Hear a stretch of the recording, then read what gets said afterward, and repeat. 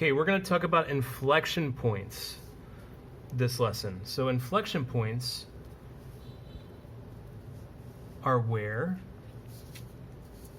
your graph, please draw your attention to the graph, that's where your graph is flat, but it's not a local maximum or a local minimum. It's where the graph transitions.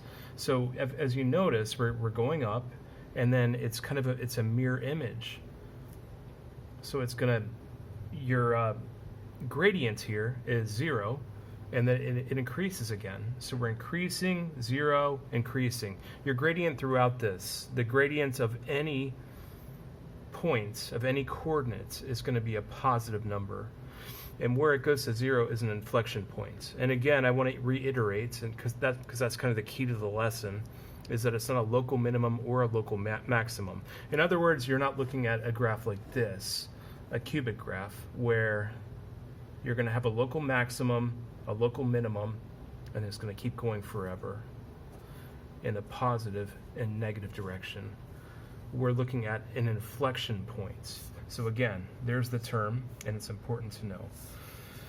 And we're going to go ahead, take the derivative, the first derivative of this. We're going to talk about second derivatives next lesson, so you have something to look forward to. But we took the first derivative, 3x squared plus 0, and I made an error there. Please disregard that. But that's equal to, 3x squared. So what I did is, remember, the derivative is the gradient of the tangent line, and we're trying to determine where the inflection point occurs. So I put 0 in where this is flat. I put 0 in for y, because the solution for the derivative should be 0. It's where you have a horizontal line going through it. The slope of the tangent line should be 0. And then we solve. And obviously, as you know, x squared is equal to 0. X squared is equal to plus or minus 0, square root of 0 rather, and x is 0. And we can see at x, the inflection point occurs at 0, when x is equal to 0.